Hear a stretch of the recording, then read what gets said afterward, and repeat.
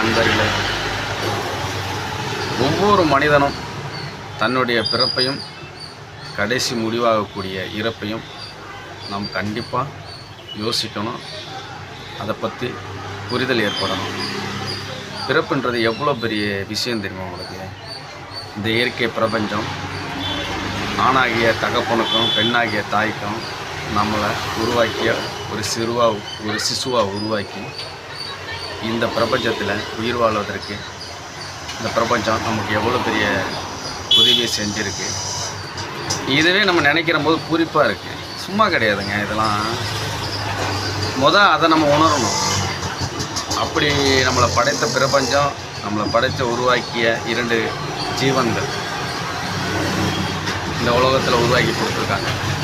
அதை யோசிக்கணும். நம்ம அதெல்லாம் விட்டுருவோம். அடுத்தவனை பற்றி யோசிப்போம். அடுத்தவன் என்ன பண்ணுறான், அடுத்து ஏன்னா நீ ஒன்றே உணரிய நீ ஒன்றே உணரு.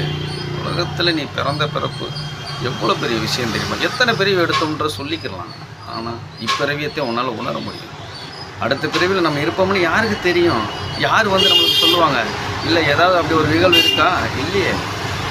இருந்தால் தானே நம்பகத்தன்மை. நமக்குள்ளேயே நம்ம சொல்லிக்கிறோம் அடுத்த பிறவி ஒன்று இருக்குது, இல்லை அது. ஆனால் இப்பிறவியை மறந்துடுறோம்.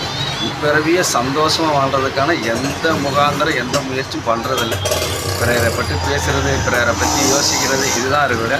தன்னை பற்றியோ, தன் குடும்பத்தை பற்றியோ, தன் சந்தோஷத்தை பற்றியோ அதெல்லாம் யோசிக்கிறதே கிடையாது.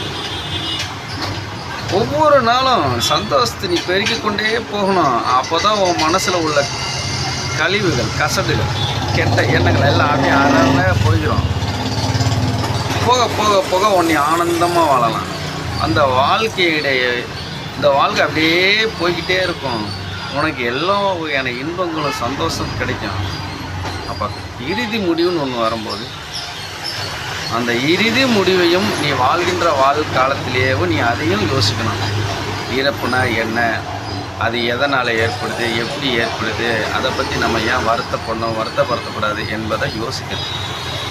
அப்படிலாம் யோசித்தால் தான் நீ இந்த வாழ்க்கையினுடைய சுவாரஸ்யங்களை நீ உன்னால் உணர முடியும். இந்த வாழ்க்கை கிடைக்கக்கூடிய சந்தோஷத்தை நீ உணர முடியும். அதெல்லாம் ஒவ்வொன்றையும் நம்ம யோசிக்கணும். ஸோ இந்த பிறப்பும் இறப்பும் மனித வாழ்க்கையில் நிகழக்கூடிய ஒன்று. அதே மாதிரி இந்த வாழ்கின்ற வாழ்க்கையில் இன்பத்தையும் துன்பத்தையும் உருவாக்குறது கடவுள் கிடையாது. நீ தான் உருவாக்குற, நீ தான் முடிவு செய்கிற. இன்பமாக வாழ்கிறதோ துன்பமாக வாழ்கிறது நீ செய்கிற முடிவு தான். அதனால் இந்த முடிவை நீயே தீர்க்கமாக எடு.